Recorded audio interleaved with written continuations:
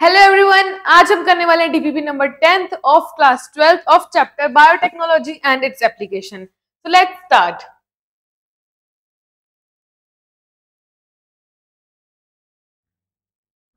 हमारा first question है identify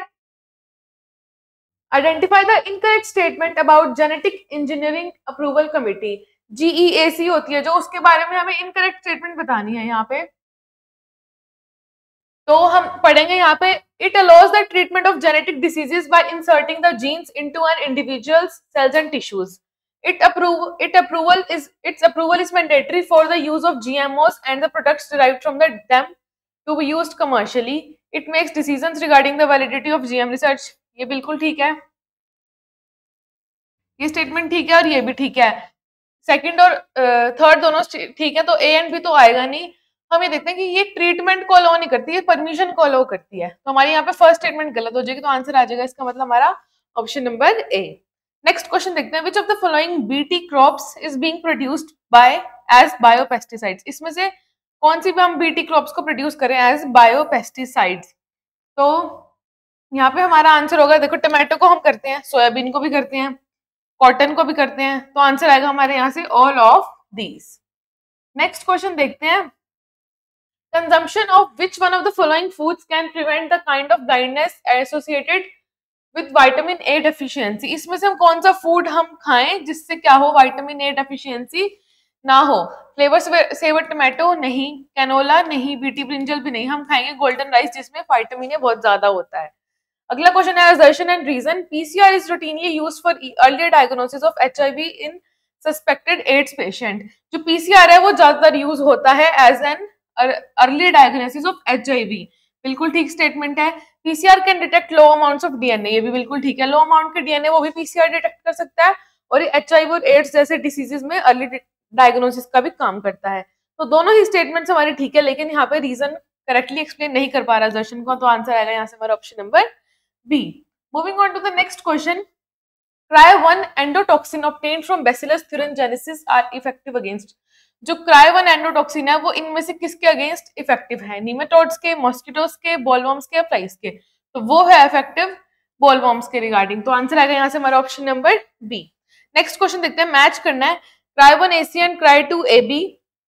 तो ये हमारे होते हैं कॉटन, ये देखो Cry1AC और Cry2AB होते हैं हमारे कॉटन बॉलवर्म्स के लिए, और बीटी टॉक्सिन हमारा एक प्रोटीन है।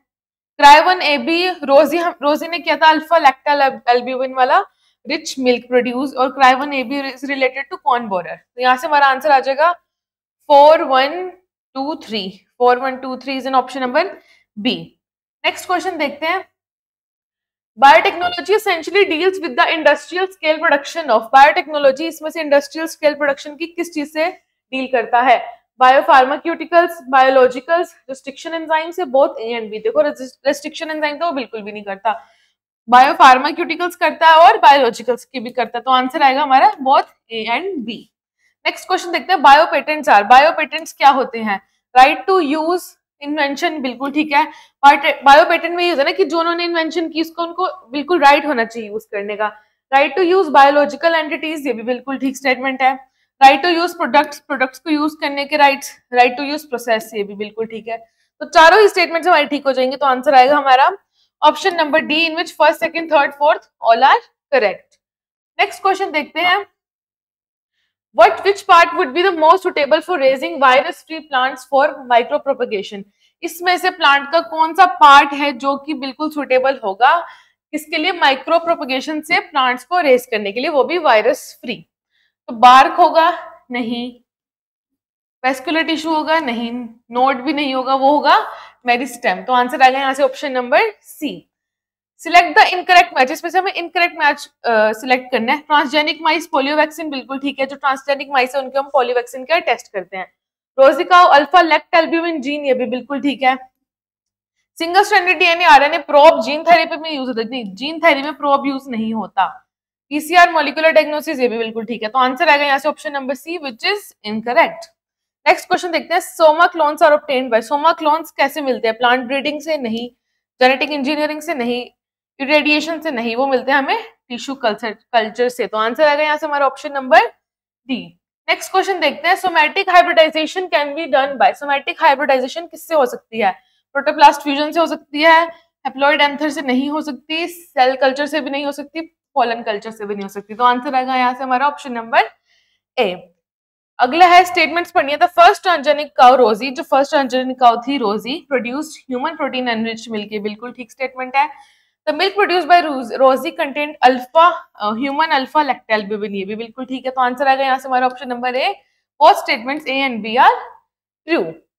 नेक्स्ट क्वेश्चन देखते हैं, मैच है अगेन टोटिपोटेंसी, तो हमारा मैच होगा इसमें से plants genetically identical to the original plant grown from hybrid protoplast, production of producing large, हमारा टोटिपोटेंसी मैच होगा capacity to generate a whole plant from an explant. Next देखते हैं माइक्रो प्रोपगेशन, जो कि होगा मैच हमारा producing a large number of plant through tissue culture. Somaclone होगा plant genetically identical to original plant, और somatic hybrid होगा plant grown from hybrid protoplast. बिल्कुल इजी क्वेश्चन है, हमारा आंसर होगा यहाँ से ऑप्शन नंबर होगा हमारा ए। नेक्स्ट क्वेश्चन देखते हैं, which one of the following vectors, कौन सा वेक्टर यूज हुआ to replace the defective gene को जीन थेरेपी में जब हमने रिप्लेस किया तो कौन सा वेक्टर हमने यूज किया? वो हमने यूज किया वहां पे रेट्रो वायरस। तो आंसर आएगा यहाँ से ऑप्शन नंबर ए। अगला क्वेश्चन है, the technique of micropropagation has been used to introduce variations in offsprings, it is possible due to generate virus free plants by micropropagation. तो देखो ये statement हमारी बिल्कुल ठीक है, लेकिन जो हमारा असर्शन है technique of micropropagation has been used to introduce variations नहीं होती, माइक्रो प्रोपगेशन से सेम प्लांट्स मिलते हैं, तो ये गलत होगा। तो यहाँ पे हमारे असर्शन है वो गलत होगा और रीजन होगा ट्रू। तो आंसर आएगा यहाँ से हमारा option number D. Next question देखते हैं, first clinical gene therapy was given in 1990 to a 4-year-old girl for, पहली जो जीन थेरेपी थी वो दी गई थी 1990 में किसको? 4 साल की एक लड़की को। कौन सी थी वो? एडेनिन डिफिशियंसी की थी? नहीं। ग्रोथ हार्मोन की भी थी? नहीं। वो थी एडिनोसिन डीअमाइनेज डेफिशिएंसी की। तो आंसर आएगा यहाँ से हमारा option number C. Transgenic organisms are formed by, transgenic organisms कैसे बनते हैं? क्रॉसिंग टू हाइब्रिड्स, दो हाइब्रिड्स को क्रॉस करके? नहीं। Introducing mutations by chemicals, chemical से म्यूटेशंस करके? नहीं। इंट्रोड्यूसिंग फॉरेन जीन्स, हाँ फॉरेन जीन्स को जब हम करते हैं तो हमारे को ट्रांसजेनिक ऑर्गेनिजम्स मिलते हैं। Crossing genes from somatic cells? नहीं। तो आंसर यहाँ से आएगा हमारा option number C. Moving on to the next question, again इसमें हमें स्टेटमेंट बतानी है, a crop expressing a cryogene is usually resistance to a crop of insects, बिल्कुल ठीक स्टेटमेंट है। जिसमें क्रायोजीन होता है वो क्या कहते हैं? यूजुअली रेजिस्टेंट होती है कुछ ग्रुप ऑफ इंसेक्ट से। Cryoprotein produced from Bacillus thuringiensis is toxic to larvae of certain insects, ये भी बिल्कुल ठीक स्टेटमेंट है। तो दोनों स्टेटमेंट्स हमारी यहाँ पे ठीक है, तो आंसर आएगा option number A, in which both statement 1 and 2 are correct. BT cotton is not, BT cotton क्या नहीं है? अ जेनेटिकली मॉडिफाइड प्लांट नहीं है, वो तो है। इंसेक्ट रेजिस्टेंट भी है, a bacterial gene expressing system भी है, रेजिस्टेंस टू ऑल पेस्टिसाइड्स, ये हमारा बिल्कुल गलत है कि वो ऑल कुछ पेस्टिसाइड से रेजिस्टेंट है, सबसे नहीं है। तो आंसर आएगा ऑप्शन नंबर डी, हमें यहाँ पे इनकरेक्ट बताना था। नेक्स्ट क्वेश्चन देखते हैं, what is true about BT toxin, इसमें से बीटी टॉक्सिन के रिगार्डिंग ट्रू कौन सा है? What BT protein exist as active toxin in the bacillus, ठीक है। The activated BT, active toxin से नहीं होता, ये एक्टिव टॉक्सिन इनएक्टिव होता है। The activated toxin enters the ovaries of the, ovaries में नहीं आता, गट में जाता है। The concerned bacillus has antitoxin, the inactive protoxin gets converted into active form in insect cut, ये बिल्कुल ठीक स्टेटमेंट है। तो हमारा आंसर हो जाएगा यहाँ से ऑप्शन डी। अब अगला क्वेश्चन है, हमें इसमें ये बताना है कि प्रोसीजर देखने, ये दोनों इसमें से कौन सा प्रोसीजर हमारा ठीक है और कौन सा हमारा ठीक नहीं है। अब देखो मेरी माइक्रो प्रोसीजर क्या दिया? माइक्रो प्रोपगेशन हुई, एक्सप्लांट्स लिए, जेनेटिकली सिमिलर प्लांट्स बनाए माइक्रो प्रोपगेशन में, ठीक है, ये स्टेटमेंट। तो मेरिस्टेम कल्चर लिया, उससे डिप्लॉयड प्लांट्स बनाए, ठीक है। अब इसके रिगार्डिंग करेक्ट स्टेटमेंट कौन से, ये देखना है। Pure line of a plant can be easily obtained by procedure 1, ये बिल्कुल ठीक है, इससे हमें प्योर लाइन इजीली मिल सकती है क्योंकि जेनेटिकली कुछ भी वेरिएशन नहीं हो रही, जेनेटिकली सब कुछ सेम है, तो प्योर लाइन आराम से मिल सकती है। A large number of plantlets can be produced in short period of time by procedure 1, ये भी बिल्कुल ठीक है। जो एक्सप्लांट्स होते हैं ना, इनसे हमें प्लांटलेट्स मिल सकती हैं बहुत छोटे टाइम में, तो ये स्टेटमेंट भी बिल्कुल ठीक है। Virus free healthy plants can be propagated from an infected plant by procedure to, ये भी बिल्कुल ठीक है कि वायरस फ्री मेरिस्टेम कल्चर में क्या होता है, हमेशा जहां पे भी मेरिस्टेम कल्चर आ जाए आपको लोगों को ये याद रखना है कि वो हमेशा वायरस फ्री होगा। एक्सिलरी भी हो सकता है, एपिकल मेरिस्टेम भी हो सकता है, लेकिन मेरिस्टेम होना चाहिए क्योंकि वो हमेशा ग्रो करता रहता है, तो वायरस का ग्रो होने के चांसेस वहां पे नील होते हैं। तो तीनों ही स्टेटमेंट्स ठीक है, तो आंसर आएगा हमारे यहाँ से option number D. Next question देखते हैं, maximum number of existing transgenic, सबसे ज्यादा number of existing transgenic animals कौन कौन से हैं? फिश है, माइस है, काऊ है, पिग है। वो है हमारे माइस जिन पे सबसे ज्यादा एक्सपेरिमेंट्स होते हैं। Use of bio resources by multinational companies and organizations without authorization from the concerned country and its people is called। Bio resources का यूज करना, मल्टीनेशनल कंपनीज जो बायो रिसोर्सेज का यूज करते हैं without the permission of the country, या जहां से वो चीज बनी हुई है, ओरिजिनेटेड है, उनके परमिशन के बिना यूज करना उनके प्रोडक्ट को या उनकी चीज को, तो उसको क्या बोलते हैं? उसको एक टाइप से चोरी बोलते हैं, जिसको हम बोलते हैं बायो की टर्म में बायो पायरेसी। तो आंसर आएगा यहाँ से option number B. Next question है, which body has the government of India regulates GM research and safety of introducing GM organisms for public services?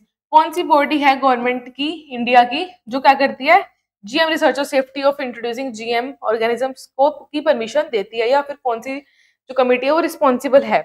Genetic engineering approval committee, ये तो है ही।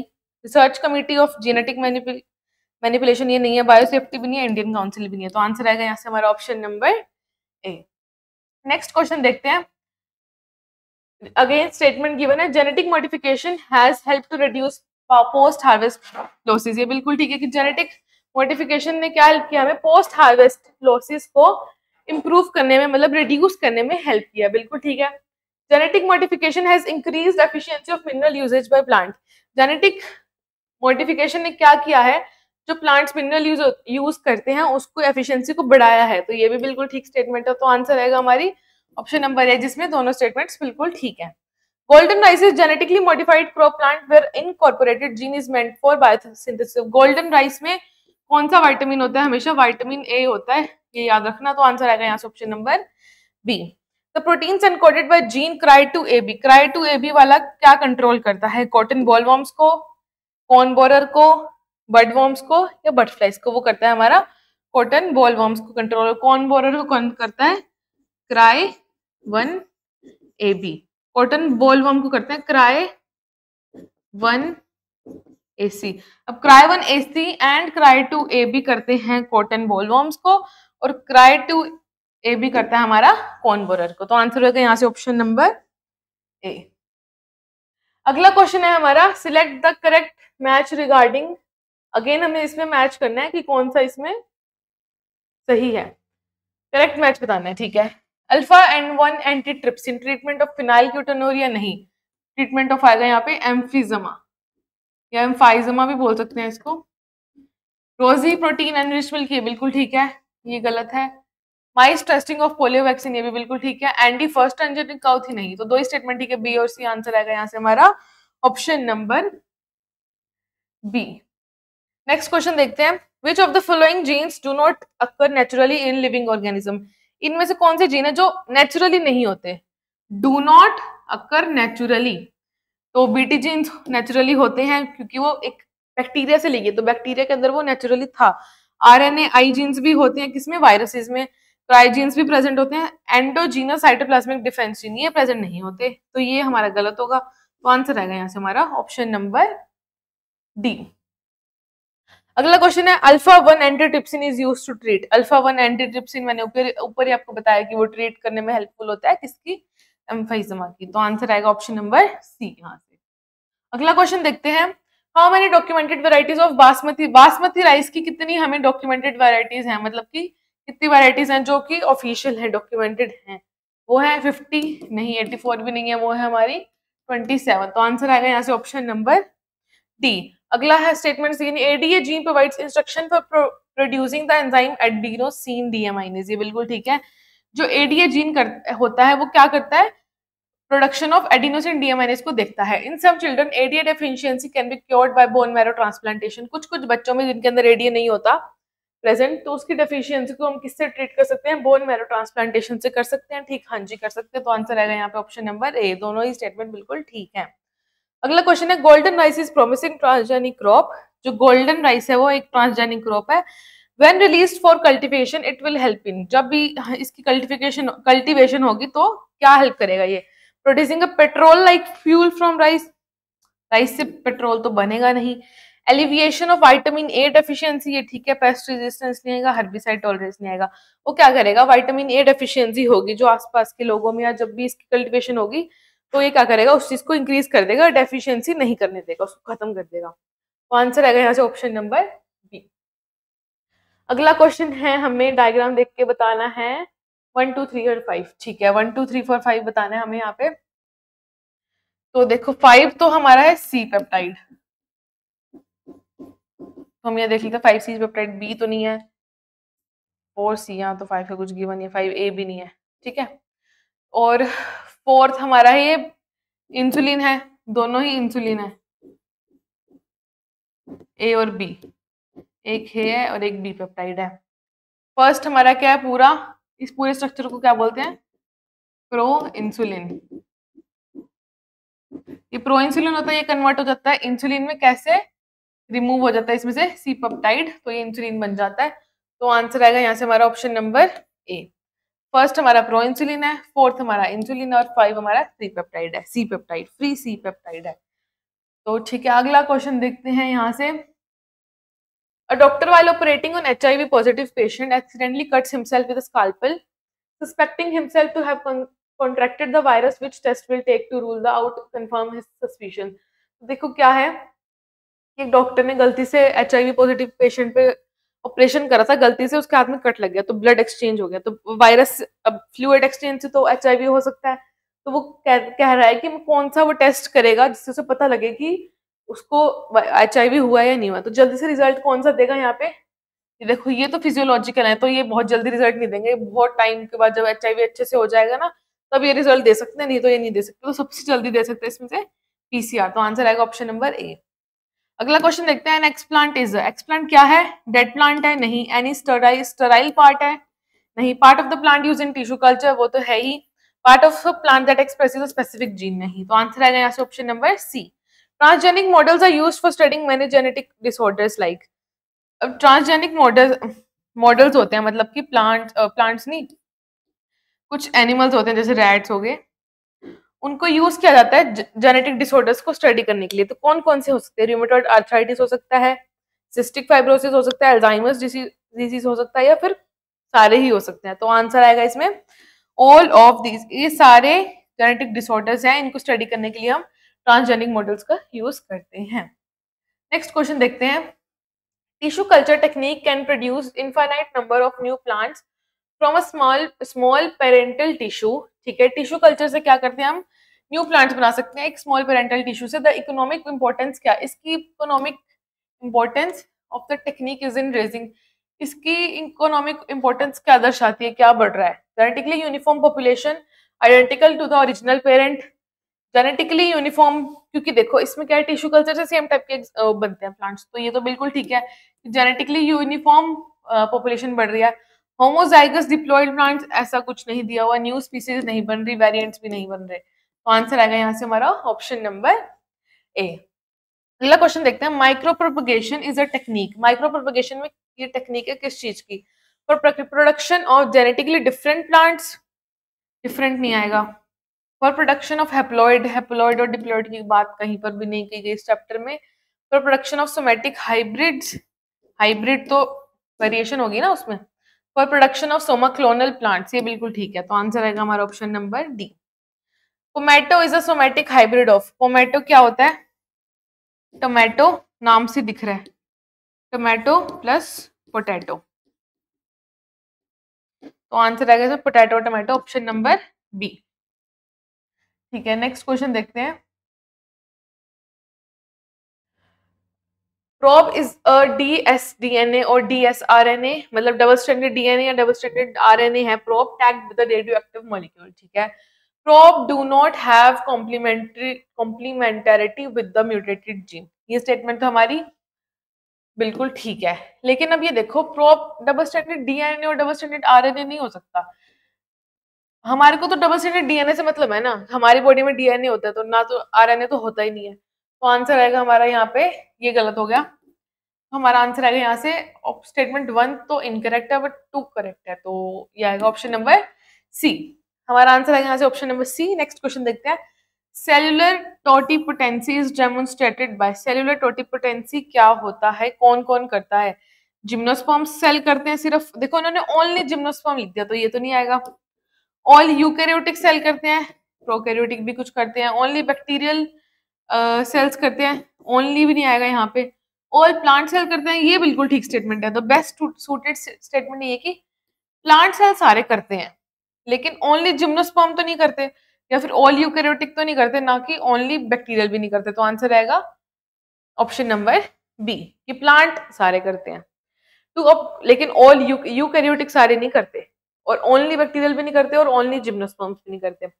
अगला question देखते हैं। To obtain virus free healthy plants from a diseased one, tissue culture technique, which part और parts of the disease plant will be taken. हमें virus free चाहिए तो इसका मतलब हमें क्या लेना पड़ेगा, उसका मेरी स्टेम लेना पड़ेगा। क्यों? क्योंकि वो ऑलवेज ग्रोइंग होता है, तो उसको वायरस फ्री, वो वायरस फ्री इसलिए रहता है क्योंकि हमेशा ग्रोइंग होता है। अब मेरिस्टेम भी हम इसको एपिकल भी ले सकते हैं या फिर हम एक्सिलरी भी ले सकते हैं। Please don't mind my writing. Apical भी ले सकते हैं, एक्सिलरी भी ले सकते हैं। तो देखते हैं ऑप्शन में क्या गिवन है। एपिकल है, ठीक है, एपिकल ले सकते हैं। पैलिसेड नहीं ले सकते, बोथ एपिकल एंड एक्सिलरी। तो आंसर आएगा यहाँ से हमारा option number C. Next question देखते हैं। GM foods are facing wide spread resistance by the people. देखो जो जीएम फूड्स हैं, जेनेटिकली मॉडिफाइड फूड्स हैं, वो बन तो रहे हैं लेकिन वो रेजिस्ट भी उतना ही हो रहे हैं, क्योंकि वो इतने अच्छे से नहीं बन पा रहे हैं तो लोगों को पसंद नहीं आ रहे, तो उनकी रेजिस्टेंस भी उतनी ही हो रही है। GM foods have mutated genes. अब देखो जीएम मतलब जेनेटिकली मॉडिफाइड है। जेनेटिकली मॉडिफाइड का मतलब यही है कि जीन से छेड़छाड़ हुई है, मॉडिफिकेशन हुई है, तो वो म्यूटेशन हुई है, मतलब उनके अंदर म्यूटेटेड जीन्स होते हैं which cause infections and allergies. अब नेचुरल से हटके अगर हम नेचर से खिलवाड़ करेंगे तो नेचर भी एकदम आपको प्रमोट तो करेगा नहीं, तो वो क्या कर रहा है, इन्फेक्शन और एलर्जीज को प्रमोट कर रहा है। तो ये भी बिल्कुल ठीक है।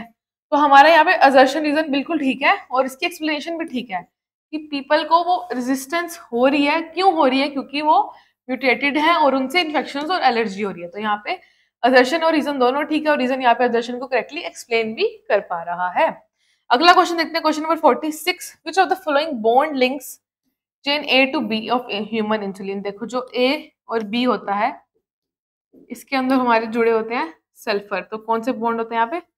डाइसल्फाइड ब्रिज बोल देते हैं या डाइसल्फाइड बॉन्ड्स होते हैं, ये खाली सल्फाइड भी बोल सकते हैं। ऑप्शंस में देखते हैं क्या गिवन है। कोवेलेंट होते हैं, नहीं, डाइसल्फाइड ब्रिज गिवन है। आंसर हमारा बिल्कुल ठीक है, ये हाइड्रोजन और फॉस्फोर डाइएस्टर नहीं होता। तो आंसर आएगा option number B. Next question देखते हैं। Application of biotechnology in medicine has immense significance because of.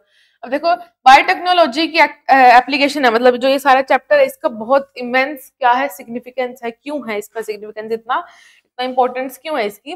Drugs produced bye genetically modified organisms do not induce auto immune disorders. ये बिल्कुल ठीक है कि जो हम देखो अभी से क्या है कि हम जेनेटिकली मॉडिफिकेशन हो रही है तो हम अपने हिसाब से करेंगे ना, ताकि वो किसी को नुकसान ना कर पाए। तो फर्स्ट स्टेटमेंट बिल्कुल ठीक है कि वो ऑटो इम्यून डिसऑर्डर्स नहीं करता। ठीक है। Production of therapeutic drugs bye GMO can be at large scale. बिल्कुल ठीक बात है कि अगर हम जीएमओ, जब हम इतनी बड़ी चीज करें कि हम जीन उसका छेड़ दे रहे हैं, सामने वाले का जीन को बदल दे रहे हैं अपनी मर्जी के हिसाब से, उसको लार्ज स्केल पे करना तो बहुत छोटी सी बात है। लार्ज स्केल पे उसका प्रोडक्शन हो रहा है, ये बिल्कुल ठीक स्टेटमेंट है। Use of drugs produced by GMO are cost effective and efficient. Cost effective और एफिशिएंट भी है। कॉस्ट इफेक्टिव अगर नहीं रहेंगे तो लोग लेंगे नहीं, लोग लेंगे नहीं तो फिर ये सब सब कुछ का कोई फायदा नहीं है।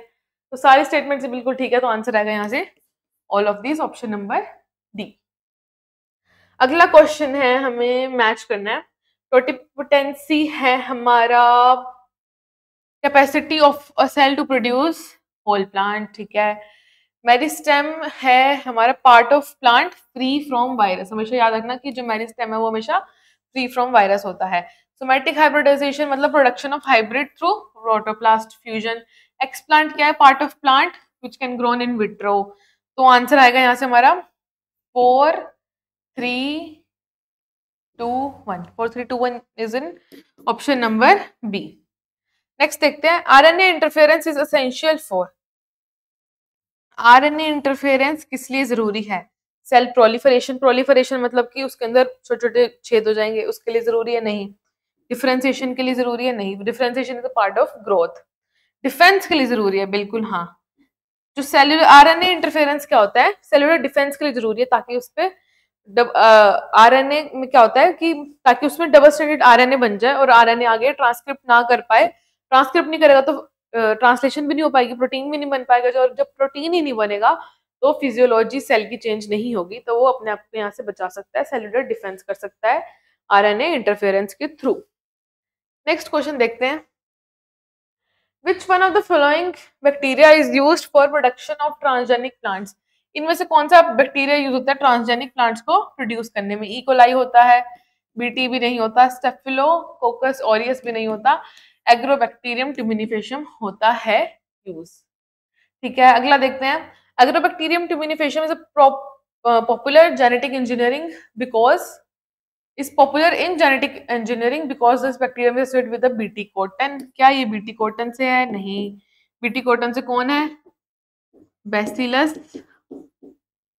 thuringiensis। स्पेलिंग आप लोग देख लीजिएगा। अगला है reason, nematode specific genes were introduced into the host plant using agrobacterium vectors. अब क्या है कि जो निमेटोड स्पेसिफिक जीन्स थे वो हमने एग्रोबैक्टीरियम वेक्टर्स को यूज करके प्लांट्स के अंदर डाल दी। ये स्टेटमेंट हमारी ठीक है। तभी तो एग्रोबैक्टीरियम काम आया ना, एग्रोबैक्टीरियम हमेशा वेक्टर की तरह काम आता है। कैसे काम आया कि उन्होंने हमने क्या किया, निमेटोड स्पेसिफिक जीन्स थे वो हमने अलग अलग प्लांट्स में डाल दिए ताकि निमेटोड उन पर अटैक ना कर पाए। तो रीजन ठीक है, असर्शन गलत है, तो ऑप्शन देख लो, ऑप्शन होता है option number D. Assertion is incorrect but reason is correct here. अगला क्वेश्चन है, अगला वही है, which of the following is used as vector की तरह कौन यूज होता है? हमें पता है हमारा एग्रोबैक्टीरियम ट्यूमिनिफेशियम यूज होता है हमेशा ज्यादातर प्लांट्स पे। Meloidogyne incognita specific genes into roots. ठीक है, हमारा आंसर आएगा यहाँ से ऑप्शन नंबर ए, एग्रोबैक्टीरियम ही आंसर आएगा, ना कि adenovirus, rhizobium, none of these भी नहीं आएगा। तो आंसर आएगा यहाँ से रूट्स देके राइजोबियम मत लिख देना कभी भी, ये देखना कि वो एज अ वेक्टर की बात कर रहा है। तो आंसर आएगा हमारा एग्रोबैक्टीरियम। अगला क्वेश्चन हमें मैच करना है फिर से। बैसिलस थ्यूरिंजियनेसिस क्या करता है? गोल्डन राइस तो विटामिन ए का सोर्स है, तो सी का 1, ये दोनों कट हो गए, सी का 1 इन दोनों में ही है। इकोलाई क्या करता है? बैसिलस थ्यूरिंजियनेसिस हमें पता है बीटी टॉक्सिन में प्रोडक्शन में हेल्प करता है, और E coli production of human insulin. तो आंसर आएगा यहाँ से ए का 2। ए का 2 सिर्फ ए में है, तो आंसर आएगा option number A. RNA interference which is employed in making tobacco plant resistance to Meloidogyne incognita is essentially involved in. देखो अब इसमें पूछा है इन्होंने कि जो आरएनए इंटरफेरेंस होती है वो किस में हेल्प करती है? टोबैको प्लांट को रेजिस्टेंट बनाने में। किसके लिए रेजिस्टेंट बनाने में? मेलोडिगाइन इनकोग्निटा इज एसेंशियली इन्वॉल्व्ड इन। किस चीज में वो इन्वॉल्व है? मेनली आरएनए आई का इसने पूछा कि क्या रोल है। Preventing the process of replication of DNA, नहीं। अब रेप्लिकेशन ऑफ डीएनए तो होगी ही होगी। Preventing the process of translation of mRNA, ये बिल्कुल ठीक दिख रहा है। स्प्लाइसिंग ऑफ एचएनआरएनए नहीं आएगा, ट्रांसक्रिप्शन भी नहीं आएगा। देखो क्या होता है कि जब ये मान लो आरएनए है, ठीक है, एक स्ट्रैंड आरएनए है हमारे पास, अब ये क्या करेगा? ट्रांसलेशन करेगा, ट्रांसलेशन करके प्रोटीन बनाएगा। और आरएनए खुद बना कैसे है? ट्रांसक्रिप्शन से बना है। अब हमने करा क्या है यहाँ पे, हमने एक और आरएनए हम ले आए हैं, जैसे ये आरएनए है, ठीक है, हम एक और आरएनए ले आए, ये डीएनए था यहाँ पे, हम अपनी मर्जी से एक आरएनए ले आए जो इसकी कॉम्प्लीमेंट्री है। तो ये दोनों क्या करेंगे? एक आरएनए ऑलरेडी है, ट्रांसक्रिप्शन हो चुकी है, हम एक आरएनए ले आए और आपस में ज्वाइन करवा दिया। अब ज्वाइन करवाने के बाद क्या होगा? देखो रेप्लिकेशन तो हो चुकी है पहले, तो इसका कोई रोल नहीं है। अब देखो ट्रांसलेशन जब ज्वाइन हो गया तो ट्रांसलेशन हो ही नहीं पाएगी इसकी, तो प्रोटीन बन ही नहीं पाएगा। तो आंसर आएगा हमारा ऑप्शन नंबर बी। अब देखो स्प्लाइसिंग तो बाद की बात होती है, जब ट्रांसक्रिप्शन जब बाद की बात होती है इसकी, ठीक है, ट्रांसलेशन में, ट्रांसलेशन से पहले की। लेकिन ट्रांसक्रिप्शन जब होगी ना तो कुछ हो ही नहीं पाएगा। Preventing the process of transcription नहीं, ट्रांसक्रिप्शन होने के बाद ही ना आरएनए बना है ना, अगर ट्रांसक्रिप्शन ही नहीं होगी तो आरएनए नहीं बनेगा, तो उसका कोई मतलब नहीं है। तो आंसर आएगा यहाँ से ऑप्शन नंबर बी। अगला क्वेश्चन है multiplication of plants under in vitro condition from the explants is called micro propagation. बिल्कुल ठीक है, मल्टीप्लिकेशन करनी प्लांट्स की एक्सप्लांट्स के साथ फ्रॉम एक्सप्लांट्स को माइक्रो प्रोपगेशन कहते हैं, इन विट्रो करना। ठीक है, रीजन है micro propagation produces large number of plantlets with in short period of time. दोनों ही ठीक है और इसका रीजन भी ठीक है, तो आंसर आएगा ऑप्शन नंबर ए। अगला क्वेश्चन हम देखते हैं यहाँ से, which one of the following statement is wrong in relation to transgenic BT cotton plant. इसमें से हमें रॉन्ग स्टेटमेंट बतानी है। ठीक है, किसके रिगार्डिंग? बीटी कॉटन के regarding. Crop yield loss due to attack of Bacillus thuringiensis bacterium is reduced. देखो क्रॉप यील्ड लॉस हो गया क्योंकि अटैक हुआ जब बैसिलस थ्यूरेंजेनेसिस से, तो जब वो कम हो गया तो क्रॉप यील्ड यूज हो गया। नहीं, पहली स्टेटमेंट ही गलत है। Crop yield use due to attack of lepidopteran insect pest is reduced. Crop yield use loss होगी क्योंकि लेपिडोप्टेरन का इंसेक्ट का पेस्ट। ये बिल्कुल ठीक है कि लेपिडोप्टेरन्स नहीं आएंगे तो फिर क्रॉप यील्ड तो लॉस होगी ही होगी। The use of chemical insecticides in the cotton field is minimised. ये स्टेटमेंट भी ठीक है हमारी। Better quality of cotton is produced, ये भी बिल्कुल ठीक है। तो हमें रॉन्ग बतानी थी। तो देखो अगर बीटी कॉटन है तो लेपिडोप्टेरन्स नहीं आएंगे, ये ठीक हो गया हमारा। The use of chemical insecticide in cotton field is minimised. अगर बीटी कॉटन हमने बीटी उसको ऑलरेडी हमने रेजिस्टेंस बना दिया बीटी कॉटन बना के, तो पेस्टिसाइड की जरूरत नहीं पड़ेगी, क्वालिटी अच्छी आएगी। तो पहला आंसर आएगा हमारा गलत, कौन सा? Option number. अगला क्वेश्चन देखते हैं। एलिसा मतलब is mainly used for. ELISA का फुल फॉर्म होता है एंजाइम लिंक्ड इम्यूनोसॉर्बेंट एसे। वो किस लिए यूज होता है? डिटेक्शन ऑफ म्यूटेशंस में होता है, डिटेक्शन ऑफ पैथोजेंस में होता है मेनली। तो ठीक है, ये इसमें नहीं आएगा, हमें मोस्ट सुटेबल देखते हैं। सिलेक्टिंग म्यूटेशन में तो सॉरी पीसीआर होगा ना, पीसीआर होगा। Selecting plants having drought resistance का कोई इसमें नहीं है, मॉलिक्यूलर फार्मिंग भी नहीं है। तो आंसर आएगा हमारे यहाँ से option number B. Genetic engineering turns bacteria into living factory of. Genetic engineering bacteria को किसमें किसकी चीज की फैक्ट्री बना देती है? क्या हम बैक्टीरिया से डीएनए लेते हैं, शुगर लेते हैं, आरएनए लेते हैं? नहीं, हम लेते हैं उससे प्रोटीन। तो आंसर आएगा यहाँ से ऑप्शन नंबर ए।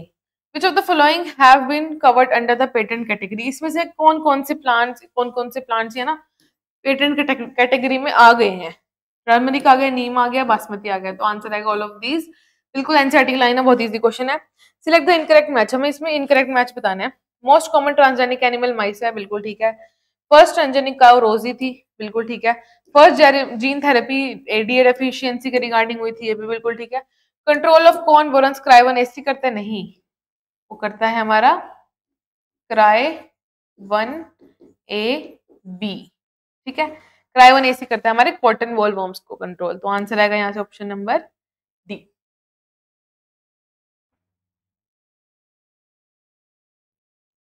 अगला क्वेश्चन देखते हैं। BT corn has been made resistant from corn borer disease by introduction of with the gene. Corn borer में कौन आया? अभी हमने पहले क्वेश्चन पढ़ा था, क्राई 1 ए बी आया। क्राई 2 ए बी किस में आएगा? कॉटन। ये लर्न कर लेना, बिल्कुल बहुत इंपॉर्टेंट है बोर्ड्स में भी और इसमें भी। और एक मिस्टेक होगी छोटी सी, क्योंकि सब सेम जैसे दिखते हैं और फिर क्वेश्चन पूरा गलत हो जाएगा। तो कॉटन बॉलवर्म्स के लिए क्राई 1 ए बी, और कौन सा होता है इसके साथ में? क्राई 1 ए सी। देखो इसको ऐसे लर्न कर सकते हैं। देखो लास्ट में क्या है, आगे तो क्राई क्राई सेम ही है दोनों के, पहले 1 आएगा फिर 2 आएगा। ठीक है, पहले तो कॉटन बॉलवर्म, तो पहले क्या आ रहा है? सी, तो पहले सी आएगा और फिर बी आएगा। और रह कौन सा जाएगा? क्राई 1 ए बी रह जाएगा, वो किसके लिए काम आएगा? कॉर्न बोरर के लिए। तो आंसर आएगा यहाँ से हमारा option number 1। Which of the following statements is incorrect? इसमें से हमें इनकरेक्ट स्टेटमेंट बतानी है। Recombinant DNA technology is used to improve crop plants by increasing their productivity by making them more nutritious and by developing disease resistance। ये बिल्कुल ठीक है। Recombinant DNA technology में क्या करें? क्रॉप प्लांट्स को इम्प्रूव करवाया है, उनके और डिसीज रेजिस्टेंस बनवाया, उनको ज्यादा न्यूट्रिशंस बनवाया है। BT cotton is resistance to bollworm infestation. जो बीटी कॉटन है वो बोलवर्म रेजिस्टेंस के रेजिस्टेंट है बोलवर्म इन्फेस्टेशन। ये बिल्कुल ठीक स्टेटमेंट है, हमें इनकरेक्ट बतानी है ना। बैसिलस ये स्टेटमेंट ठीक है। Bacillus thuringiensis from cry protein during any phase of. बिल्कुल गलत स्टेटमेंट है। हर ऐसा थोड़ी है कि प्रोटीन वो किसी भी स्टेज में बना लेगा, उसकी पर्टिकुलर स्टेज होती है, उस टाइम पे वो प्रोटीन बनाता है, तो ये बिल्कुल गलत है। Bacillus thuringiensis is not harmed by self cryoprotein because of its occurrence as inactive protein. अब देखो बेसिलस thuringiensis के अंदर बीटी टॉक्सिन होता है, हम उसे एक्सट्रैक्ट करते हैं, तो हमारे अंदर क्वेश्चन, हमारे दिमाग में क्वेश्चन आता है कि हम उसे एक्सट्रैक्ट करके दूसरी चीजों में डाल रहे हैं, तो बाकी तो जो बैक्टीरिया या फिर बोलोम्स या फिर लार्वे हैं वो मर जा रहे हैं, लेकिन बीटी मतलब कि बेसिलस thuringiensis खुद क्यों नहीं मरता? क्यों नहीं मरता? क्योंकि उसके अंदर वो इनएक्टिव फॉर्म में बीटी टॉक्सिन प्रेजेंट होता है। बाहर जाके वो जब किसी और इंसेक्ट की गट में जाता है तो उसकी पीएच से वो एक्टिव होता है। तो आंसर आएगा यहाँ से हमारा ये बिल्कुल ठीक है। Protoxin cryoprotein is change into active cryoprotein in the stomach of insect due to alkaline pH. देखो ये भी याद रखना, इसमें से भी क्वेश्चन आ सकता है कि एल्कलाइन मतलब बेसिक पीएच होती है या एसिडिक होती है, तो आंसर आएगा एल्कलाइन होती है। खैर हम अपने क्वेश्चन देखते हैं कि हमें इसमें से इनकरेक्ट बताना था, तो इनकरेक्ट ये भी ठीक है, ये भी ठीक है, तो इनकरेक्ट सिर्फ हमारा ऑप्शन नंबर 3 है, तो आंसर आएगा ऑप्शन नंबर सी, ओनली 3। अगला देखते हैं, इसमें फिर से मैच करना है। जीन मॉडिफिकेशन हमारी विटामिन ए में हुई थी, जीन थेरेपी हुई थी हमारी एडीए डेफिशिएंसी में, ट्रांसजेनिक एनिमल केमिकल सेफ्टी के लिए हम चेक करते हैं बीटा टॉक्सिन क्राइजीन, तो आंसर आएगा यहाँ से हमारा 1 3 2 4 1 3 2 4 1 3 2 4 है हमारा option number A. Which of the following transgenic crops are modified, इनमें से कौन सी ट्रांसजेनिक क्रॉप्स को मॉडिफाई किया जेनेटिक इंजीनियरिंग से? किस लिए? नेचुरल रेजिस्टेंस लाने के लिए इंसेक्ट पेस्ट से। कॉर्न को किया, कॉटन को किया, टोबैको को किया, किसको किया? तो कॉर्न और कॉटन दोनों को किया, तो आंसर आएगा हमारा both A and B. Totipotency क्या होता है? Regeneration of the lost part in lower animals, lost part का रीजनरेशन होना, development of whole plant from cell explant, ये ठीक है। एब्सीशन ऑफ होल प्लांट नहीं, development of whole plant from vegetative part नहीं, तो आंसर आएगा यहाँ से हमारा ऑप्शन नंबर बी। एक सेकेंड, हाँ ठीक है, option number B. Nutrient medium for growing callus culture also contains growth regulators like, कौन कौन से ग्रोथ रेगुलेटर्स होते हैं? उसमें होता है हमारा, एक तो होता है हमारा ऑक्सिन और एक होता है हमारा साइटोकाइनिन, ठीक है। ये ग्रोथ रेगुलेटर्स होते ही होते हैं न्यूट्रिएंट, जब हम क्योंकि अब देखो कैलस को ग्रो करना है तो उसके लिए हमें ग्रोथ आर्टिफिशियली ग्रोथ मीडियम्स डालने पड़ेंगे, तो वो कौन कौन से होते हैं? ग्रोथ रेगुलेटर्स डालने पड़ेंगे, ऑक्सिन एंड साइटोकाइनिन, तो आंसर इसमें आएगा हमारा ऑप्शन नंबर सी, ठीक है।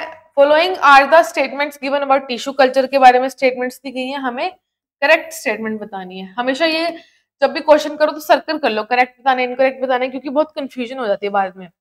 Hybrids produced by fusion of protoplast from 2 different plant varieties are called somatic. Hybrids देखो ये बिल्कुल ठीक है, सोमैटिक भी होंगे, ठीक है, और क्योंकि प्रोटोप्लास्ट से आए हैं, और हाइब्रिड क्यों होंगे? क्योंकि हाइब्रिड प्रोड्यूस करा हमने 2 प्लांट से, क्योंकि दोनों का मिक्सचर होगा तो हाइब्रिड होगा, तो दोनों ही ठीक चीजें ठीक है, तो फर्स्ट तो बिल्कुल ठीक है। Genetically identical plants are produced called soma clones, genetically identical को सोमा क्लोन्स कहते हैं। Virus free plants from virus infected cell plants can be generated by using meristem, virus free plants meristem, ठीक है, तो आंसर आएगा option number D, बिल्कुल easy question था। What is the advantage of clinical use of human insulin? Human insulin का जो clinical use है उसकी advantage क्या है? Produce through rDNA technology over use of conventional ox और pig insulin। अब पहले क्या होता था, पिग या ऑक्स का इंसुलिन यूज करते थे, लेकिन वो लोगों को एलर्जीज करता था, तो अब ये पूछ रहे हैं कि हम क्लिनिकल बना रहे हैं उसको, तो उसका क्या यूज है? It does not cause immunological problem, तो पहले ही आंसर हमारा ठीक है। चीपर की कोई बात नहीं है, इकोलाई से भी इन आवर ओन इंटेस्टाइन में नहीं प्रोड्यूस होता ये, कंप्लीटली क्योर डायबिटीज नहीं, डायबिटीज को क्योर नहीं करता, ये एक टेम्परेरी मेजर है, इसको लेते रहोगे तब तक आपकी डायबिटीज अंडर कंट्रोल रहेंगी, तो पहला ही आंसर आएगा यहाँ पे, क्योंकि ये अब इम्यूनोलॉजिकल प्रॉब्लम नहीं पैदा करता। जो पिग्स वाला था या फिर ऑक्स वाला था या फिर दूसरे एनिमल्स का इंसुलिन हम लेते थे तो वो उनके लिए था, और हम हमारी बॉडी में डालेंगे तो वो रिएक्ट करेगा ही करेगा। अब सी पेप्टाइड क्या है? Not present in pro insulin, pro insulin में तो प्रेजेंट होता है, तो ये गलत हो गया। प्रेजेंट इन मैच्योर इंसुलिन नहीं, मैच्योर इंसुलिन में प्रेजेंट नहीं होता। Remove during maturation of insulin, ये बिल्कुल ठीक है। Also present in artificial insulin, तो आंसर आएगा यहाँ से हमारा मोस्ट सुटेबल आंसर आएगा हमारा option number C. Gene therapy is a treatment that can be done with, gene therapy हम किस किस में कर सकते हैं? तो जीन थेरेपी हम कर सकते हैं एम्ब्रियो में, ठीक है, चाइल्ड में भी कर सकते हैं, प्रेग्नेंट मदर्स में भी कर सकते हैं, तो आंसर आएगा यहाँ से all of these, option number D. Next question देखते हैं। The genetic defect adenosine deaminase ADA deficiency may be cured permanently. Permanently हम ADA deficiency को कैसे इसमें से वो कर सकते हैं, क्योर कर सकते हैं? Administering adenosine deaminase through injection, injection से दे सकते हैं? नहीं दे सकते। बोन मैरो ट्रांसप्लांटेशन कर सकते हैं, लेकिन उसका कुछ ये नहीं है कि वो परमानेंट सोल्यूशन होगा, कि 100% सोल्यूशन होगा। Not a 100% solution in every case, कुछ कुछ में होगा भी सही, लेकिन उसके भी खुद के ड्रॉबैक्स होते हैं। एंजाइम रिप्लेसमेंट थेरेपी नहीं कर सकते। Introducing isolated gene from marrow cells producing ADA into the cells at early embryonic stages. देखो ये सबसे इंपॉर्टेंट है, अर्ली एम्ब्रियोनिक स्टेज पे अगर हम कर देंगे ना तो वो परमानेंटली क्योर हो जाएगा। तो आंसर आएगा यहाँ से option number D. Genetically engineered bacteria are being employed for production of, genetically engineered bacteria हैं वो किसकी प्रोडक्शन के लिए काम आ रहे हैं? ह्यूमन इंसुलिन की, थायरोक्सिन की, एपिनेफ्रिन की, कोर्टिसोल की, वो काम आ रहे हैं हमारे ह्यूमन इंसुलिन की प्रोडक्शन के लिए। सिलेक्ट द मिसमैच, इसमें हमें मिसमैच बताना है। एक्सप्लांट टिश्यू कल्चर, ये ठीक है। Totipotency capacity to generate a whole plant from explant, ये भी बिल्कुल ठीक है। माइक्रो प्रोपगेशन से सोमैटिक हाइब्रिड्स नहीं आते। प्रोटोप्लास्ट सोमैटिक हाइब्रिडेशन, ये बिल्कुल ठीक है। तो आंसर आएगा हमारा ऑप्शन नंबर सी। क्लोन्स आते हैं माइक्रो प्रोपगेशन से, जेनेटिकली सिमिलर होते हैं, हाइब्रिड नहीं होते। ELISA test is based on antigen antibody interaction, ठीक है। in ELISA a pathogen can be detected by the presence of antibodies, proteins, glycoproteins on it। तो ऐसा नहीं होता, ELISA में ऐसा नहीं है कि पैथोजन डिटेक्ट हो जाएगा प्रेजेंस ऑफ एंटीबॉडी से। एंटीजन एंटीबॉडी का कुछ और सीरम का रिलेशन होता है, इसका नहीं होता। तो रीजन हमारा गलत है, असर्शन ठीक है। तो आंसर आएगा हमारा option number C. In crop improvement programmes virus free clones can be obtained through, फिर से वही बात है कि वायरस फ्री क्लोन्स आप किससे ले सकते हो? एम्ब्रियो कल्चर से ले सकते हो? नहीं। शूट एपेक्स कल्चर से ले सकते हो? ले सकते हो। ग्राफ्टिंग से नहीं ले सकते, हाइब्रिडाइजेशन से ले सकते। एपेक्स कल्चर से क्यों ले सकते हैं? क्योंकि एपेक्स है तो उसमें क्या होगा, मतलब टिप है, टिप में क्या होता है, हमेशा मेरिस्टेम होता है। एपेक्स का मतलब क्या है? टिप। शूट की टिप है, वहां पे मेरिस्टेम प्रेजेंट होगा, उससे ले लो, वायरस फ्री क्लोन्स आ जाएंगे। Which one of the following is commonly used in transfer of foreign DNA into crop plant? Again vector की तरह कौन, अब इसमें ये पूछा है इन्होंने इन शॉर्ट कि वेक्टर की तरह कौन हेल्प करता है? हमें पता है एग्रोबैक्टीरियम ट्यूबिनिफेशियम करता है, तो आंसर आएगा B. A major application of tissue culture is, tissue culture की यहाँ पे मेजर एप्लीकेशन कौन सी है? क्लोनल प्रोपगेशन होती है, होती है। Induction of Soma clonal variations, नहीं। ओवरकमिंग हाइब्रिडाइजेशन बैरियर्स, क्या ये ओवरकम करता है हाइब्रिडाइजेशन बैरियर्स को? नहीं। प्रोडक्शन ऑफ एससीपी भी नहीं करता, तो आंसर आएगा यहाँ से हमारा option number A. The nutrient medium used widely, ठीक है। The nutrient medium used widely in preparation of culture medium contains, जो न्यूट्रिएंट मीडियम होता है जिसको हमें कल्चर बनाना, तो उसमें क्या क्या होता है? इनऑर्गेनिक सॉल्ट्स होते हैं, अमीनो एसिड होते हैं, वाइटामिन होते हैं, सब कुछ होता है। क्योंकि प्रॉपर न्यूट्रिएंट मीडियम चाहिए ना, तो उसके लिए सब कुछ चाहिए। तो आंसर आएगा यहाँ से ऑप्शन नंबर डी। अगला क्वेश्चन देखते हैं, स्टेटमेंट्स बतानी है फिर से। Transgenic mice is are being developed for use in testing, ये बिल्कुल ठीक है कि ट्रांसजेनिक माइस को पोलियो वैक्सीन की टेस्टिंग के लिए यूज किया जाता है। Transgenic animals are made that carry genes which make them more sensitive to toxic substances, ये भी बिल्कुल ठीक है कि ट्रांसजेनिक एनिमल्स को ऐसा बना जाता है ताकि जीन्स उनके अंदर ऐसे हैं ताकि वो ज्यादा सेंसिटिव हो सके टॉक्सिक सब्सटेंस के लिए, ताकि हम बिल्कुल एक्सट्रीम रिसर्च कर सके उनके ऊपर। तो आंसर आएगा हमारा, both statement 1 and 2 are correct. ADA deficiency arise, ADA deficiency क्यों आती है? Addition of the gene, addition होगी तो बिल्कुल भी नहीं आएगी। Base substitution of the gene for adenosine deaminase, नहीं। डिलीशन हो जाता है जीन का, जब उसमें से जीन गायब ही हो जाता है तो उसके अंदर डेफिशिएंसी आती है एडीए एडिनोसिन डीएमाइनेज की। तो आंसर आएगा हमारा ऑप्शन नंबर सी। अब अगला फिर से दर्शन लीजिए ना, Soma clonal variations produce slight differences in plants, ये ठीक है। सोमा क्लोनल से थोड़ा सा डिफरेंस आता है क्योंकि अलग अलग प्लांट्स की लेंगे तो वेरिएशन तो आएगा, सेम प्लांट की लेंगे तो वेरिएशन नहीं आएगा, अलग अलग लेंगे तो वेरिएशन आएगा। क्यों? क्योंकि कई बार जीन्स ऊपर नीचे हो जाते हैं तो इसलिए वेरिएशन आती है। Soma clones are genetically dissimilar, नहीं, जेनेटिकली तो सिमिलर होते हैं वो, लेकिन अब जीन कोई एक ऊपर हो जाए एक नीचे हो जाए तो उससे थोड़ी सी वेरिएशन आएगी, बट वो जेनेटिकली सिमिलर होते हैं। तो ये बिल्कुल गलत हो गया। तो असर्शन तो ठीक है, रीजन गलत है, तो सी हो गया आंसर हमारा। अगला है ट्रांसजेनिक एनिमल्स के बारे में फोल्स स्टेटमेंट बतानी है। Transgenic animals are design to study how genes are regulated, ये बिल्कुल ठीक है कि ट्रांसजेनिक एनिमल्स इसलिए बनाए ताकि हम उन पे जीन्स की स्टडी कर पाए। They are specially made to serve as models for human diseases, ये भी ठीक है कि डिसीजेस को चेक करने के लिए वो एज अ मॉडल्स यूज हुए हैं। Transgenic cow Rosie was created to produce human protein alpha 1 antitrypsin, नहीं, लैक्टोअल्बुमिन वो प्रोड्यूस करते हैं ना कि अल्फा 1 एंटीट्रिप्सिन। तो आंसर हमारा ये तो गलत हो गया। Transgenic mice are used to test safety of vaccine, ये बिल्कुल ठीक है। तो थर्ड स्टेटमेंट रॉन्ग है, तो आंसर आएगा ऑप्शन नंबर ए 3 ओनली। नेक्स्ट क्वेश्चन देखते हैं। Which of the following statements techniques serve the purpose of early diagnosis of a disease? इनमें से कौन सी है जो अर्ली डायग्नोसिस में हेल्प करती है? अब ये हमें देखना है, डायग्नोसिस नहीं है, ये सिर्फ अर्ली डायग्नोसिस है। तो देखो एंजाइम एलिसा तो करता ही है, हमने पहले भी पढ़ा है। यूरिन एनालिसिस अर्ली तो बिल्कुल भी नहीं करेगा, पीसीआर करेगा अर्ली, तो दोनों ही ठीक है। तो आंसर आएगा both A and C. RNA interference involve silencing of specific mRNA, किससे होती है उसकी? कॉम्प्लीमेंट्री आरएनए से। तो आंसर आएगा option number B.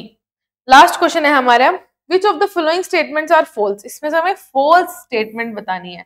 Insulin for curing diabetes used to be extracted from the pancreas of slaughtered pig and cattle, ये बिल्कुल ठीक है। इंसुलिन पहले क्या यूज्ड टू बी की बात करिए, पहले कैसे होता था? Pancreas of slaughtered pigs and cattle से हमें वो मिलता था।